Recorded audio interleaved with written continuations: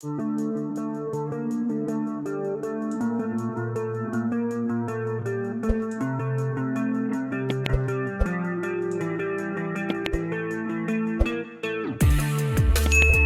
Secretary-General Jens Stoltenberg said Ukraine had already received 98% of the combat vehicles promised by the alliance allies and partner countries. Stoltenberg detailed that 1,550 armored vehicles and 230 battle tanks had been provided to Kiev to form units and help it retake territory from Russian forces. The NATO chief's comments came Thursday as Ukraine prepared to launch a retaliatory strike against Russian forces. In total, we have trained and equipped more than 9 new Ukrainian armored brigades. This will put Ukraine in a strong position to continue to reclaim occupied territories, Stoltenberg told a news conference in Brussels on Thursday. More than 30,000 Ukrainian troops are expected to form the new brigade. Ukraine's allies have also shipped large quantities of ammunition, and several NATO partner countries, such as Sweden and Australia, have also provided armored vehicles.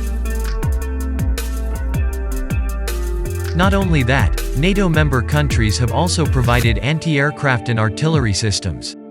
In fact, Poland and the Czech Republic have provided Soviet-made MiG-29 aircraft.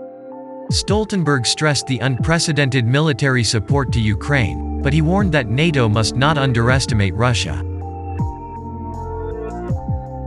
Moscow is mobilizing more ground troops and is willing to send thousands of troops at a very high casualty rate, he said.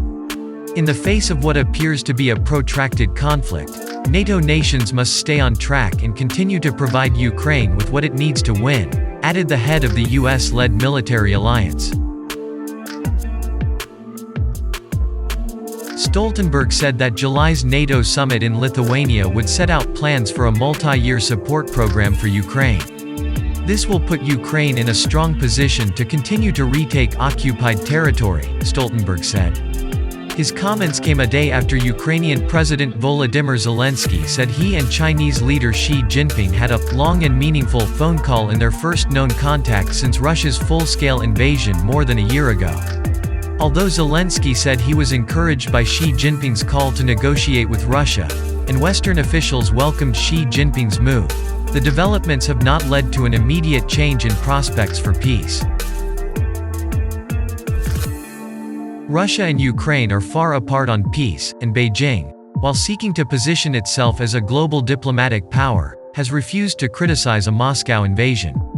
The Chinese government views Russia as a diplomatic ally in resisting US influence in global affairs, and Xi Jinping visited Moscow last month. Perhaps this war will end on the negotiating table, said Stoltenberg. But it is Ukraine that decides what the conditions for the talks are and what format each talks should have. However, any possibility for negotiations means requiring that Ukraine has the necessary military power to send a very clear message to Russian President Vladimir Putin that he will not win on the battlefield, Stoltenberg said. Last week, representatives of NATO members gathered in Ramstein in Germany for talks hosted by the United States to review defense systems and supplies that Ukraine says it needs. Zelensky has been urging Western allies to send modern warplanes and long-range missiles to help repel Russian troops, but NATO countries have so far refused to supply Western-made fighter jets.